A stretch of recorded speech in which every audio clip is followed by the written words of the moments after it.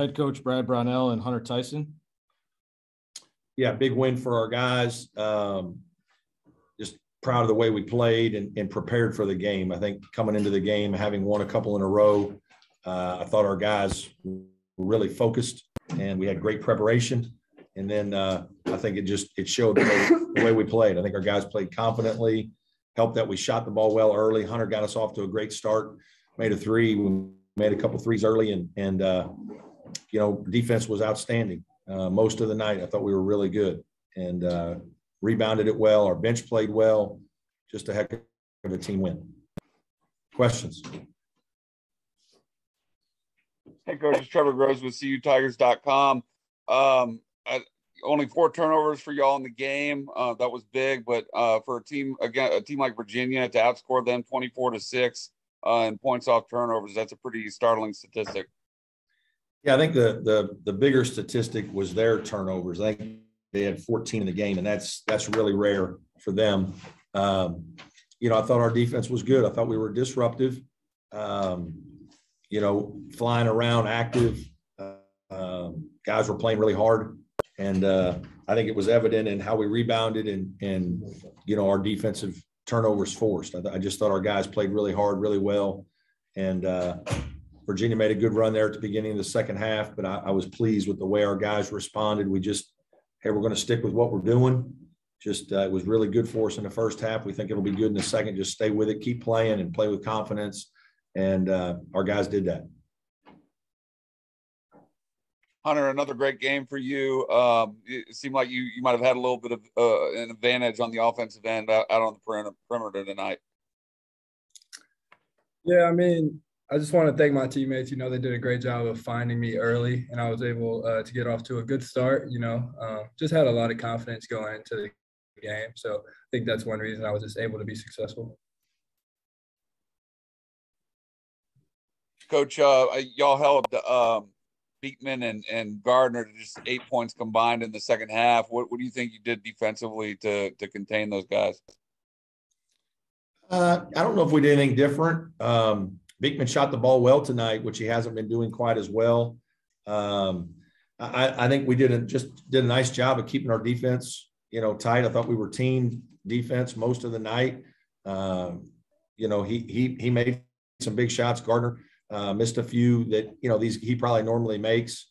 It's kind of one of those nights. Sometimes it can get hard. The basket can get small. Sometimes when you're at home and you don't make a few, it's almost worse shooting with your crowd because your crowd's moaning a little bit. I don't know that we did anything drastically different throughout the game. I just think our guys did a good job. I think we guarded them hard, tried to contest a bunch of shots and really make sure that they didn't get easy ones like layups around the rim, offensive rebounds, transition off turnovers. I just thought we tried to make them have to run offense. Hey, Brad, it's Phil Kornblut. How does it feel to break the long losing streak to Virginia? And do you kind of feel like you beat Tony Bennett kind of at his own game, the way you guys beat him up tonight? Well, I don't know about that. Obviously, the win feels great. It's been a long time since I've had any success. First time I've won here. First time in a long time we've beat those guys. But I've got a ton of respect for the way they play and, obviously how successful they are and the type of program they have. They do things at an extremely high level. And so they're always it's really hard to beat them. It's a great challenge. And so when you do finally get one like tonight, you're really proud of your team because your team really had to execute and play well. And fortunately, we were able to do it. Hunter, y'all have some nice momentum now, 4-game win streak with a huge home game against number 2 Duke next week. Y'all were actually able to beat number 3 Duke the last time that they played at your place. But how much confidence and momentum do you guys have right now? Yeah, I think we have a lot of confidence and momentum, but the key for us is really not worrying about our opponent. What's important is the guys that wear Clemson and, just trusting our coaches, trusting their game plan and going out every night and executing that game plan to the best of our ability. And I think that's why we've had a lot of success recently. We've done a good job staying together. So I think as long as we continue to do that, we'll continue to see success. Brad, this is Matt. Just how much more comfortable are you right now with what your guys can do, knowing kind of figuring out some of these pieces and just knowing, some of these transfers and new guys and trying to get all that together than you were at the start of the season?